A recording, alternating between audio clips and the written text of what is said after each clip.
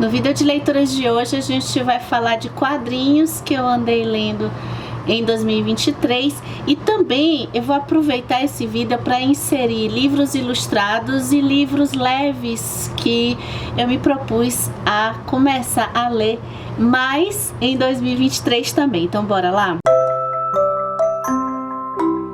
Esse é um vídeo de leituras que acontecem recorrentemente aqui no canal de vez em quando e é um vídeo que você pode participar. Você deixa aqui nos comentários quadrinhos, ou se não leu quadrinhos, não tem importância, livros ilustrados, livros de arte, você gosta? Livros de fotografia, você gosta? Então você pode deixar aqui nos comentários desse vídeo no YouTube recomendação de livros, o que você andou lendo e o que você achou dessas leituras que você andou fazendo, tá? Eu vou começar pelo livro mais grosso, com certeza, de quadrinhos dessa leva aqui, que é o Berlim de Jason Lutz. Eu quis meio que iniciar uma tradição, então pelo segundo ano consecutivo eu entro no ano lendo um quadrinho bem grosso. No ano de 2022 eu entrei lendo o Ayako, que eu já comentei em vídeos anteriores aqui da leitura e é espetacular.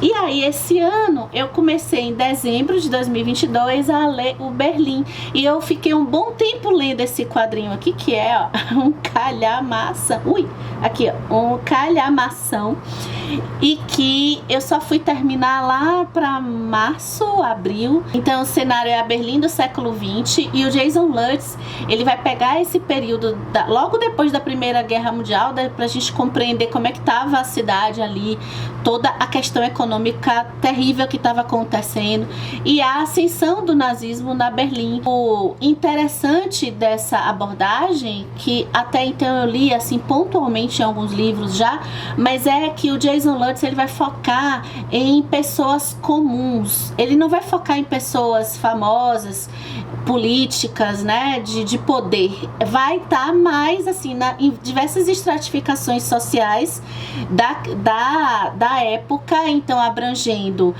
pessoas pobres, pessoas ricas, mais especificamente assim, de personagens principais. A gente vai ter, por exemplo, um jornalista que ele de certa forma possui assim uma visão ideológica de que a notícia e o jornal assim trazidos com a busca da verdade é capaz de salvar as pessoas. A gente tem uma estudante que vai começar a estudar arte em Berlim, vinda do interior, mas a família dela era bem rica e ela abandona tudo isso para poder estudar arte. E a gente tem também uma família judia bem pobre, e aí a gente vai acompanhar as dificuldades que essa família vão passando. Eu conheci esse quadrinho pelo Daniel Lopes do Pipoca e Nanquim, do canal Pipoca e Nanquim, editora, né?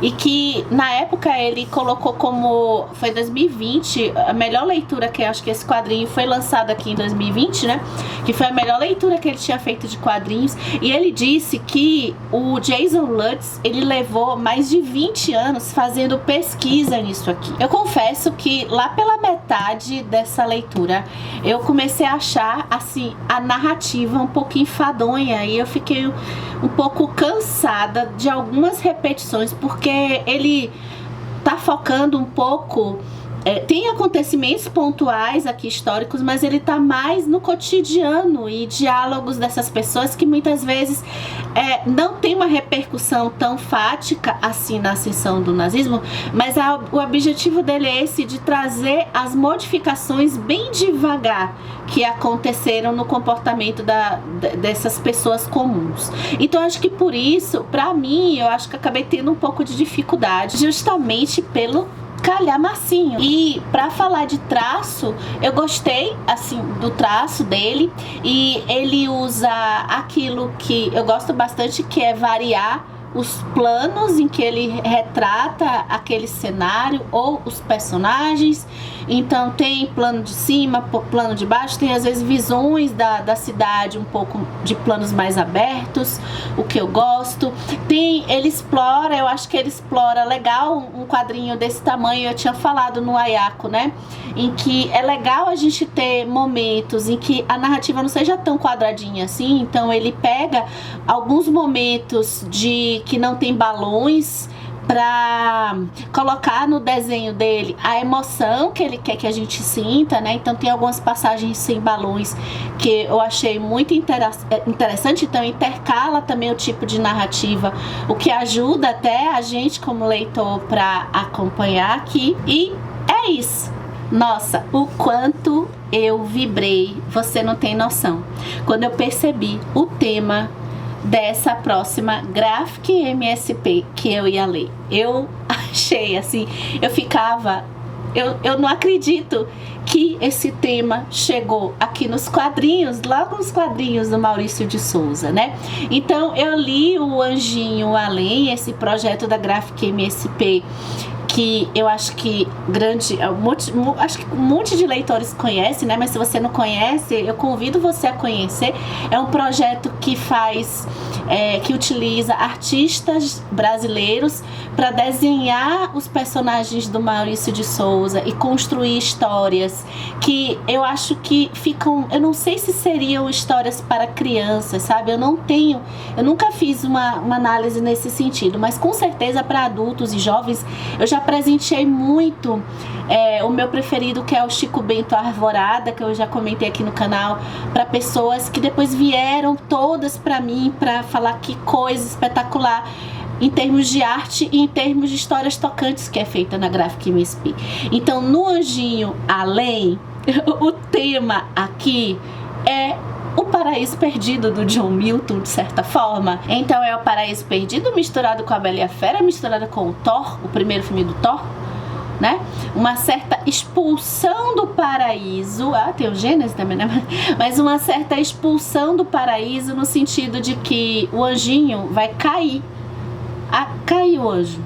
Ele vai cair, ele vai sair do céu, vai cair lá do céu, para ele poder aprender um pouco a ser generoso e demonstrar, a construir o sentimento de afeto pelas pessoas. Ele não tem afeto pelas pessoas. Então ele vai conviver aqui com outras crianças, vai para a escola, o que é muito divertido. E a gente vai ver, claro, a gente já sabe, é uma história que a gente sabe como termina, mas o gostoso é acompanhar a arte desse quadrinista que eu não conhecia, que é o Max Andrade, e poder perceber os desdobramentos, porque tem coisa aqui que eu não quero falar porque é spoiler. A gente vai poder perceber também coisas assim. O anjinho, ele não é um ser vivo, né? Então ele é meio que infinito, e a gente consegue pegar filosofia nesse quadrinho, porque o tema dessa vida infinita e de existir nessa infinitude vai ser desdobrado no decorrer da história, que claro que de um jeito bem leve, gostoso, mas também puramente sensível, sabe? E o que a gente pode falar sobre a parte gráfica e sobre a arte, né? Olha, os quadrinhos da Graphic MSP, até onde eu sei, eu vou até olhar aqui, mas todos eles têm a supervisão do Sidney Guzman, que é um grande, assim, entendido, assim, já tem uma experiência vasta na área dos quadrinhos, trabalha com Maurício de Souza também há muitos anos.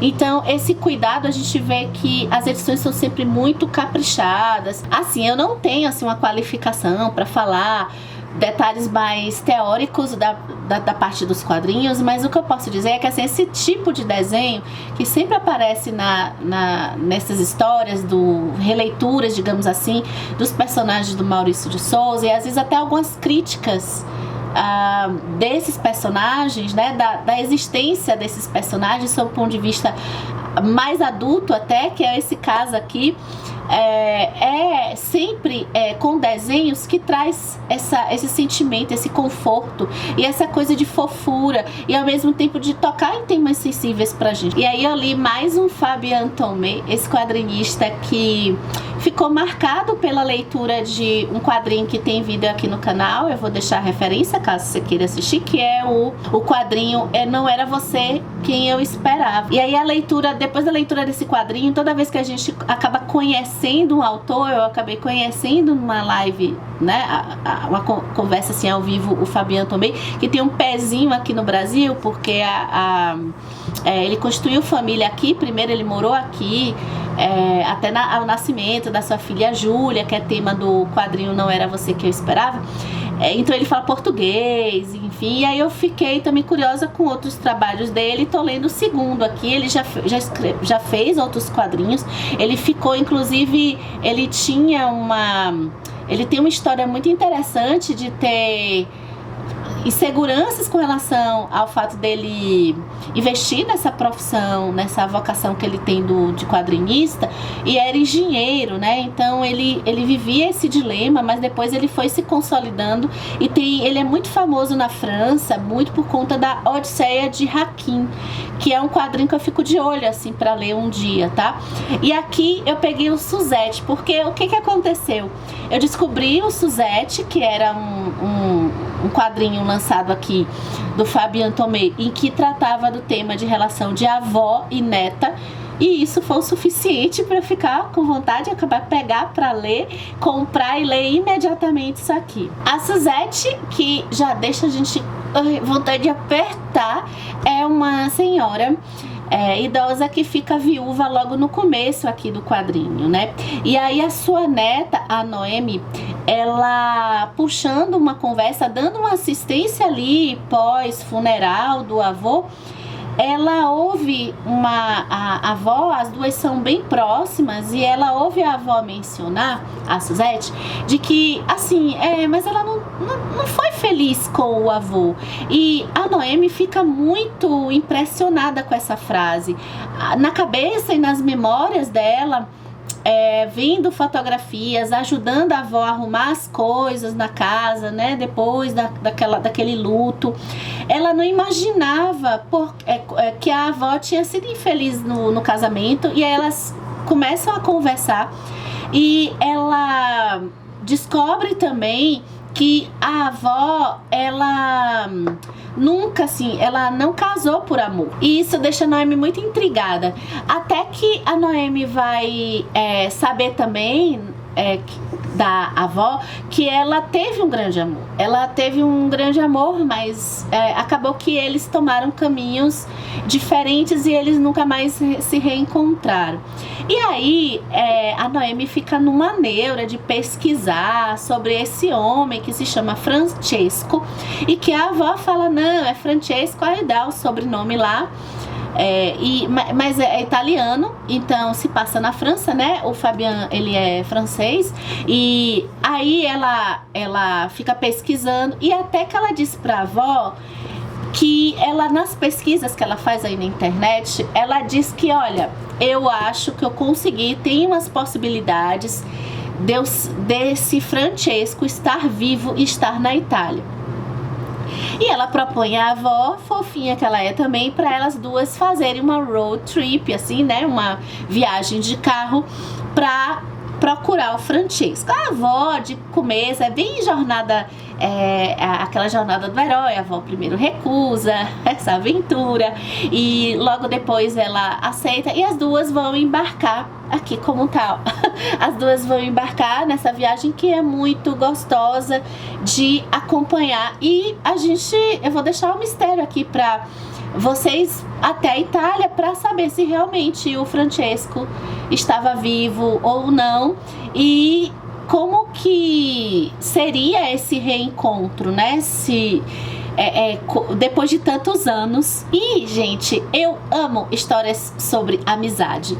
Aqui é uma amizade que especialmente está surgindo no universo de parentesco de duas gerações bem distantes. E esse quadrinho aqui eu achei bacana porque tem também uma relação de espelhamento entre a vida da Noemi e a vida da Suzette, porque no começo do quadrinho a Suzette já está no enterro, no sepultamento do seu marido, e a Noemi, ela tá começando a morar junto com o namorado pela primeira vez. Agora, tem uma situação aqui nesse quadrinho que eu acho que o problema foi mais comigo mesmo, que tem a ver com a relação de intimidade que elas tiveram. O que eu acho muito bonito, eu acho bacana acompanhar. Agora, algumas, digamos assim, algumas concessões, assim, a Suzette, ela aceitava as ideias da Noemi de um jeito que alguns momentos para mim pareceu muito fácil, o que teria um tempo para a mentalidade da Suzette e sendo desconstruída, tá? Só isso que aconteceu. Agora, bora falar um pouco da arte do Fabien Tomé, porque eu sou simplesmente apaixonada de como nas histórias do Fabien Tomé, o uso das cores, ele utiliza, possibilitando a gente interpretar de diversas formas. Esse estilo do Fabien Tomé, a gente vai reconhecer em todas as suas obras, então pode ser que ele já tenha usado as cores agora até de forma proposital, né, aqui, de forma bem simbólica, para a gente ver ambientes que estão com afeto, memórias, e ele não usa uma quantidade grande de cores, o que me deixa bem instigada, porque criar as emoções e utilizar poucas cores, para mim seria até um obstáculo para fazer um efeito interessante pra gente, quando com ele é justamente o contrário. Bem, eu sou apaixonada por quadrinhos mudos, eu sou apaixonada até dentro de uma narrativa de quadrinhos, os momentos em que o quadrinista usa a ferramenta da comunicação do quadrinho mudo. E meus quadrinistas preferidos é Kino e Se Tornou Chabuteco, um pedaço de madeira e aço que tem vida aqui no canal. E aí eu fui me meter a ler um quadrinho mudo e que muitos muitos especialistas de quadrinhos, jornalistas na área de quadrinhos comentam que é um quadrinho muito, muito bom. Mas a linguagem desse quadrinho é que é o desafio. Lá fui eu, que eu já vou para um desafio, né? E aí eu cheguei no Meu Mundo versus Marta, do Paulo Scott e do Rafael Sica. Olha, o Paulo Scott, os veteranos aqui do canal vão se lembrar porque ele é o escritor de um livro que eu amo, que é o Marrom e Amarelo. Esse livro aqui, estão lembrados? Também tem vídeo aqui, tá? O Rafael Sica eu conheci por meio desse quadrinho, mas o nome é realmente mencionado por diversos entendedores da área de quadrinhos, tá? Esse é um quadrinho que ele é bem desconcertante. Esse acho que foi o primeiro quadrinho que eu senti muitas coisas. Ele é um quadrinho que provoca muitos desconfortos. O uso do desenho, ele não é o uso do desenho pra mim, pro meu gosto, né? Um uso fofinho, ou um uso, puxa, que coisa mais bonita, ou que coisa mais eficiente no sentido de construir uma história assim certinha. Não, a intenção proposital dele é desconstruir, é deixar a gente incomodado, ao mesmo tempo tem uma coisa sendo contada dentro dele. A narrativa é confusa e às vezes dá um pouco de medo, mas medo assim, porque na história a gente vive nesse local que parece que é São Paulo. Eu vi alguém comentando, porque eu não consegui meio que distinguir com certeza se é São Paulo ou não, mas é um universo um pouco distópico aqui, e a gente vai ficando perdido, mas de forma intencional, assim, pra gente viver nesse ambiente confuso que o protagonista aqui tá vivendo. Então ele começa o começo dela é a gente acompanhar a rotina de coisas básicas mesmo, escovar dente, montar café e ir pro seu trabalho de um homem que vive com uma criança. Muito entre aspas, porque toda essa vida de rotina dele, depois isso vai se desdobrando em outras coisas. Eu achei a sinopse oficial dessa história muito bacana, e apesar de não gostar de ler sinopse aqui, essa eu preciso ler, porque eu acho que é bem por aí a vibe desse quadrinho, então você vai conseguir decidir se é a sua vibe ou não. Então a sinopse é oficial: Planeta Terra, época e lugar desconhecidos. Esta é a história de um pacto de equilíbrio sutil. De um lado, os ameaçados, do outro, a ameaça, da qual, apesar dos anos de convívio, das tentativas de maior aproximação, ainda pouco se sabe. Em um cenário de ritos intermináveis e sob a mediação de uma crescente desconfiança. Certo? Ok? Ok? Tá, e vamos falar pela arte, né? O que eu gostei da arte é porque, assim, o Alexandre Link, do canal Quadrinhos na Sarjeta, que eu já mencionei aqui nos vlogs, né? Recomendei pra vocês. Ele diz que sobre quadrinhos mudos, a gente não pode usar muita racionalidade para tentar formar a história na nossa cabeça. Geralmente o quadrinho mudo, ele vai querer mais nos tocar, acho que seria a poesia e a prosa, né? O quadrinho mudo estaria para a poesia, porque ele quer nos tocar, ó, lá dentro nas emoções. E aí ele vai falar também, o que me ajudou a aproveitar mais esse quadrinho, como que essa narrativa também ela é desafiadora e ela é muito criativa, assim, de mexer com a gente na forma que os quadrinhos são colocados. Então, vocês estão vendo aí uma imagem que vai fazer, você vê que ele não trabalha muito com sarjeta. A sarjeta é aquele espaço que tem entre um quadrinho e outro, né? Que a gente também já aprendeu aqui no canal Comparando Livros. E ele trabalha com quadrinhos e tamanhos bem variados e que muitas vezes o nosso olho, às vezes o olho ansioso, quer passar para ler pode passar para ler de formas diferentes, apesar de ter uma forma correta assim de ler o quadrinho. Então, alguns quadros como esse que você tá vendo aí, você tem um quadro em cima, o quadro embaixo e quadrinhos pequenos no meio, né? Então, você pode fazer o exercício de ler ele pensando nas 2 páginas inteiras. Enfim, tem toda essa brincadeira aqui também pra gente se divertir e entrar nessa viagem. Vamos agora para ficção histórica. Então, olha, eu li Pele de Homem, de Hubert e de Zanzin. E ele vai se passar meio que na Itália renascentista, que a gente vai acompanhar a Bianca. A Bianca, ela é de uma família muito nobre aqui nessa época, e que ela vai ser conduzida, assim, vai ter um casamento arranjado. A família dela vai procurar um casamento por conveniência mesmo, como era normalmente feita ali, e ela a princípio ali meio que aceita, mas ela fica de certa forma incomodada pelo fato dela não conhecer. Ela é apresentada a esse noivo, mas ela não pode conversar com ele por conta das tradições.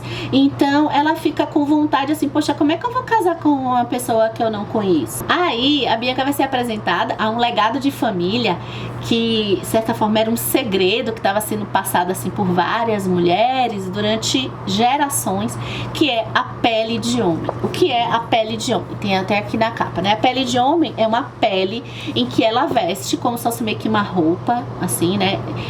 Ela fica com o corpo na estrutura totalmente do corpo de um homem. E quando eu falo a estrutura do corpo de um homem, é a estrutura, assim, física completa, porque esse quadrinho tem bastante cenas de nudez, então a gente vê que o corpo realmente é uma pele que vai fazer todos a parte do corpo ser de um homem. E um homem muito bonito, né? Que ela vai sair por aí com esse nome, que é o Lorenzo. E aí o que ela vai fazer? Ela vai aproveitar essa oportunidade para sair nas ruas, coisa que as mulheres não podem fazer. Então, circular nessa cidade que ela vive e poder também conhecer o seu noivo como homem, vestida de homem. E aí, só falando na premissa de Pele de Homem, é uma coisa tão instigante, não tem como a gente não ter curiosidade de ler.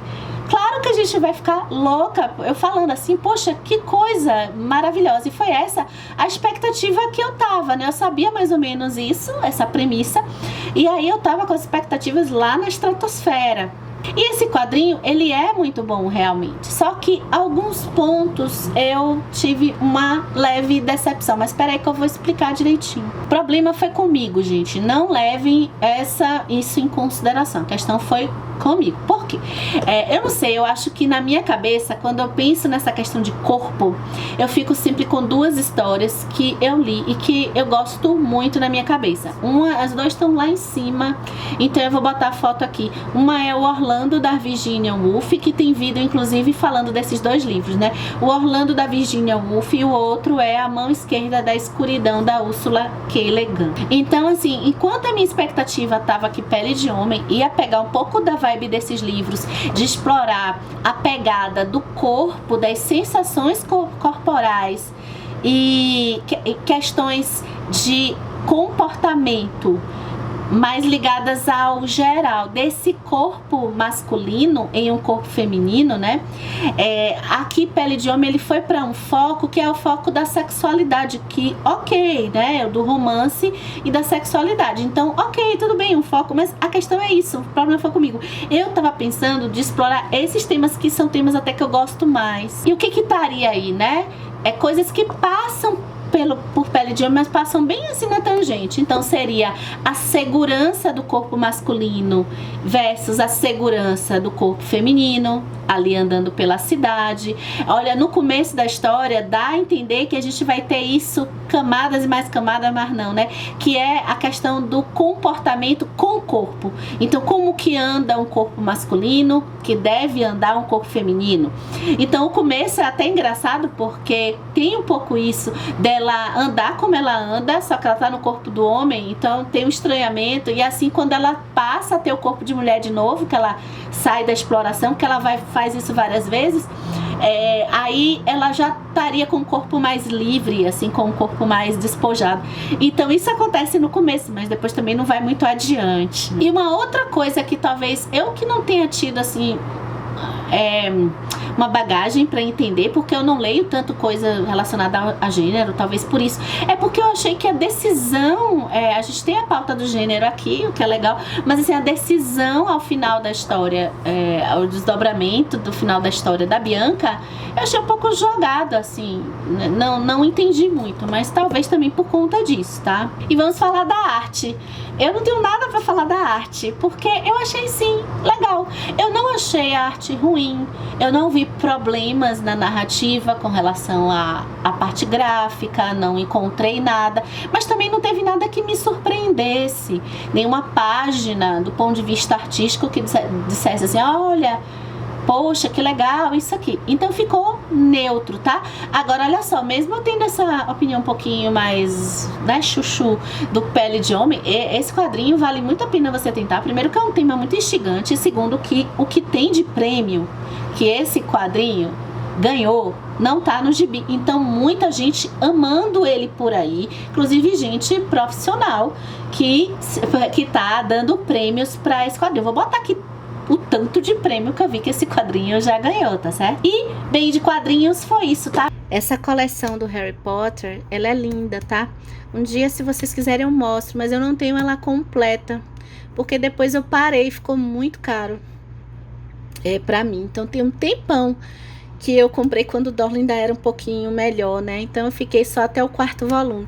E volta e meia, eu vou e pego um pouco, ela me relaxa muito. Eu nunca li as histórias por ela, né? Que aqui tem a história também sendo contada, mas eu nunca li de cabo a rabo, tá? Mas eu pego trechos e começo a... Olha pra isso, gente. Eu pego trechos e começo a ler pequenas partes e fico mais apreciando as ilustrações.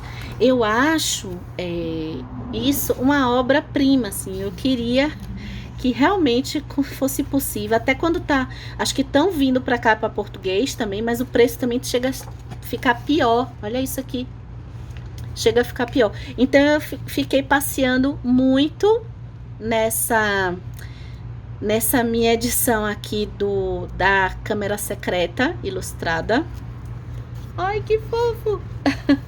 Tá? E também nisso aqui que se chama Salvador Dalí. Vocês conhecem Salvador Dalí? Eu tive que tirar aqui porque tem uma moça nua e diz que isso é proibido no YouTube e no Instagram, né? Enfim, então tirei aqui dela.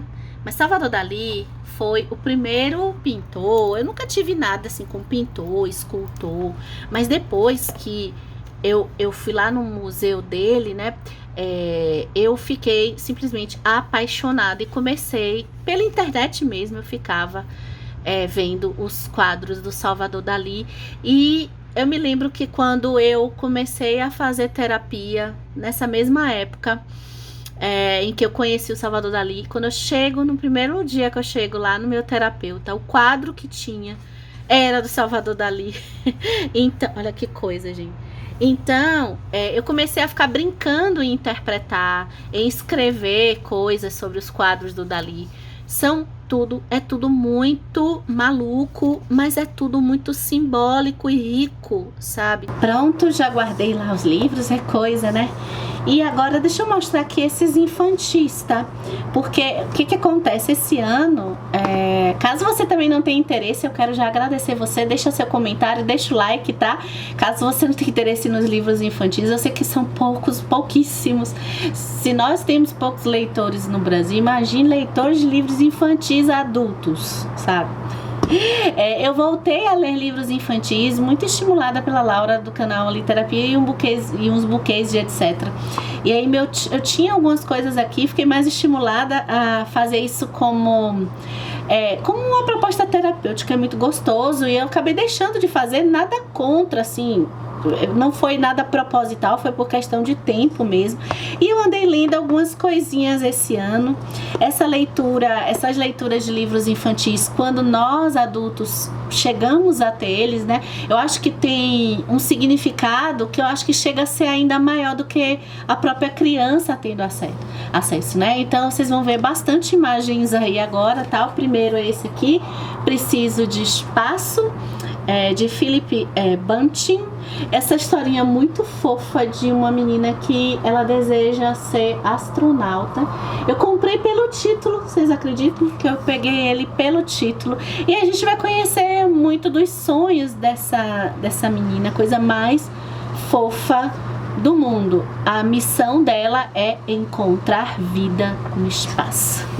E a gente vai se deliciar com as cores, é um tom meio fosco do papel junto com as imagens. A gente tem um pouco assim de estímulo a buscar o desconhecido, né, que é o espaço. Aí tem também esse do Tolstói que eu já tenho faz um tempo. Isso aqui é uma obra de arte, gente. É um escrito do Tolstói que tem esse mesmo título, né, de quanta terra precisa o homem. Na época em que o Tolstói pregava muito contra a escravidão dos mujiques, e ele já tinha ideias de repartição de terras. Olha só que coisa horrorosa, comunismo, né? Coisa feia, meu Deus do céu. E aí ele vai falar no texto dele, vai fazer uma reflexão sobre esse assunto, mas partindo de uma história assim de ficção. E o destaque aqui, acho que vocês estão vendo, são as pinturas, não sei. Isso aqui são coisas assim lindas, né? Cada página que a gente vira, a gente se depara com algo muito, eu não sei qual é a utilização, se é uma aquarela, mas é o tipo de arte que eu gosto muito, né? Esse degradê, não sei se lembra um pouco aí o Monet, também gostei demais. Agora o texto, apesar de estar aqui, eu tô colocando como infantil, e claro que a linguagem é bem acessível, eu acho o texto e a mensagem bem sérias, assim, pra criança, sabe? Acho que é uma coisa mais... Agora vem a coisa mais fofa do mundo, que é o Em Busca da Afeição Real, de Kwon Moon-young, nessa coleção que It's Okay Not to Be Okay, que vocês já me disseram que tem também animação, e eu já comecei a assistir, gente. Eu sou louca por essa coleção aqui, mas é muito difícil encontrar acessível, e a gente vai acompanhar essas 3 crianças que perderam o rosto, tá? Perderam o rosto. Elas estão com máscaras de certa forma. Por que elas estão assim? Então vocês podem acompanhar aí as ilustrações. Essa história é muito fofa. Esse aqui é um livro que eu quero guardar, que geralmente os infantis eu dou uma olhada e depois passo adiante para filhos de amigos meus, ou então faço a doação, né? Não fico com nenhum assim para ficar fazendo releitura, mas esse aqui é um dos que eu vou ficar, porque é muito fofinho. E assim, ele tem uma mensagem assim muito sensível, que mexe com uma parte psicológica, sabe? Isso aqui para fazer mediação em terapia de criança, ó, deve ser uma beleza. Aí veio essa aqui foi indicação também da Laura. Eu comprei esse ano, da Sarah Anderson, A Louca dos Gatos. É uma coleção que começa com alguma coisa ligada à bolota. Eu tenho um aqui que depois eu peguei. Eu achei engraçadinho, mas eu pensei que eu ia rir assim de me acabar, o que não foi o caso, tá? São tirinhas. Então, a gente passa, por exemplo, eu passava por algumas tirinhas que eu dizia assim, não sou eu completamente. Aí depois vinha outras que eu, tudo bem. Aí daqui a pouco vinha kkkk, sabe? Então assim, eu achei irregular pro meu gosto, mas eu achei a proposta assim deliciosa, porque tirinhas, gente, eu sou a louca das tirinhas. E pra finalizar, eu vou pegar o escritor infantil. Quando eu lia infantis antes, né, eu pegava alguns. Esse escritor eu tenho até aqui guardado, depois eu vou fazer até uma listinha. Ele é incrível, a sensibilidade, a profundidade que ele aborda temas na área psicológica para histórias infantis sensíveis demais. Eu tô falando do Oliver Jeffers, ele é muito famoso. Então tem O Coração e a Garrafa, essa história linda. Eu vou deixar passando então as imagens. Essa história linda falando sobre perdas. Gente, é uma coisa perfeita, como que ele tem, o homem domina a narrativa. O homem, ele sabe, primeiro que a ilustração, a combinação, a ilustração já emociona.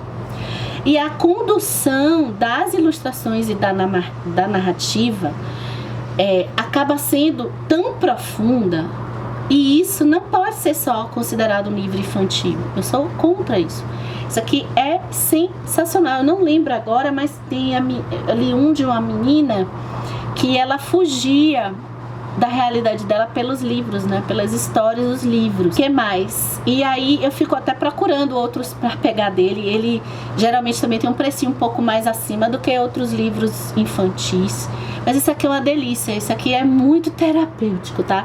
Tudo que você vê, se você for presentear uma criança, claro, né? Dê uma olhada antes para ver se é isso que você tá procurando, mas veja, procure os livros do Oliver Jeffers, tá? Acho que a gente termina esse vídeo de leituras. Acredito que tenha ficado grande, né? Tô com essa sensação. Mas é isso. No próximo vídeo de leituras a gente fala de livros de ficção, tá? Eu tô juntando aqui os que eu terminei de ler pra gente conversar. Tem muita coisa legal. Não esqueça de comentar aqui embaixo, se inscrever no canal, curtir se você gosta desse tipo de conteúdo de livros, tá? Isso ajuda muito você mesmo receber mais esse tipo de conteúdo e poder voltar aqui pra gente conversar, tá? De livros, que é o que a gente gosta aqui nessa nossa comunidade Comparando Livros, tá? É isso, até o próximo vídeo.